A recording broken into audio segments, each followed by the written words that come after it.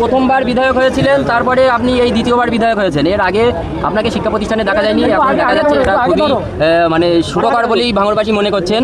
তো আজকে মূলত আপনি ভাঙড় মহাবিদ্যালয় দিয়ে শেষ করলেন, তার আগে ভাঙড় এই সাই মাদ্রাসা, তার আগে ভাঙড় বালিকা বিদ্যালয়, তার আগে ভাঙড় হাই স্কুল আপনি পরিদর্শন করলেন।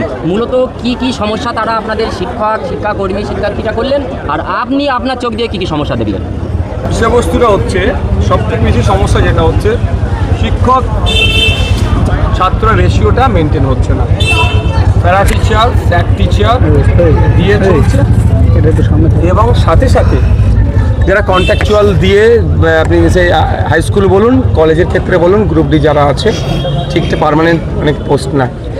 একটা পজিটিভ কি দিক জানেন, বিভিন্ন জায়গায় যখন দেখা যায় ছাত্র সংখ্যা কমের জন্য স্কুল বন্ধ হয়ে যাচ্ছে। আমাদের ভাঙড়ে ভাঙড় হাই স্কুলে 2462 জন স্টুডেন্ট, ভাঙড় গার্লস স্কুলে 2800-র অধিক স্টুডেন্ট, ভাঙড় কলেজে টোটাল মিলিয়ে প্রায়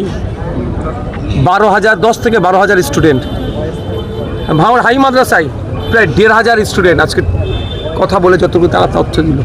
এখানে একটা পজিটিভ দিক হচ্ছে ভাঙড়ের মানুষজন পড়াশোনা করতে চায়, প্ল্যাটফর্মের দরকার। প্ল্যাটফর্ম আছে, এই প্ল্যাটফর্মটা বাড়াতে হবে। এই ভাঙড় কলেজের আরও বিল্ডিং এক্সটেন্ড করতে হবে, সেকেন্ড ক্যাম্পাস প্রয়োজনে বানাতে হবে, নতুন নতুন সাবজেক্ট নিয়ে আসতে হবে, ফুড প্রসেসিং ইন্ডাস্ট্রি থেকে শুরু করে এগ্রি ফিশারিজ এই ধরনের সাবজেক্ট আনতে হবে। অনেক সাবজেক্ট আছে, পাস কোর্স আছে, এগুলো অনার্স করতে হবে। সায়েন্সের স্ট্রিমে আরও যে সাবজেক্টগুলো আছে সেগুলোকে যুক্ত করতে হবে ম্যাথ ছাড়াও অনার্সের জন্য। এইটা হচ্ছে কলেজের।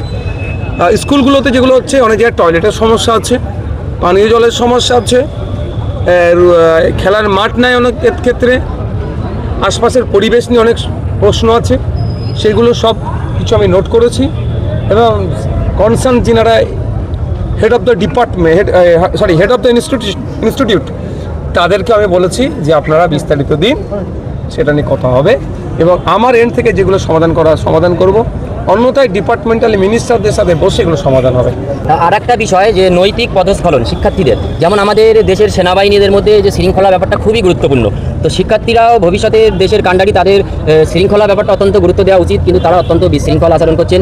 যে কথা আপনি ক্লাসরুমে আলোচনা করেছেন যে বাবা মায়ের মতো কেউ ভালোবাসতে পারে না, 2-6 মাস কেউ ভালোবাসছে, তাদের হাত ধরে গাড়িতে করে এখানে চলে যাচ্ছে, পাচার হচ্ছে।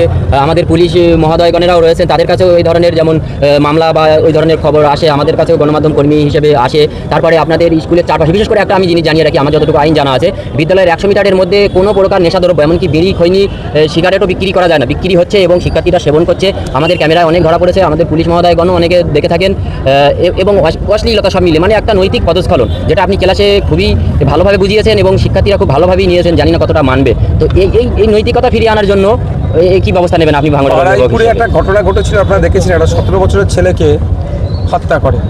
কারা হত্যা করে? তার সহপাঠীরা। তাদেরও বয়স 17, 18, 20-র মধ্যে। আমি তখন একটা কথা বলেছিলাম যে এর বয়সে হাতে পেন ধরা দরকার, ছুরি ধরছে কেন? তাহলে আমাদের কোনো না কোনো জায়গায় একটা গ্যাপ তৈরি হচ্ছে।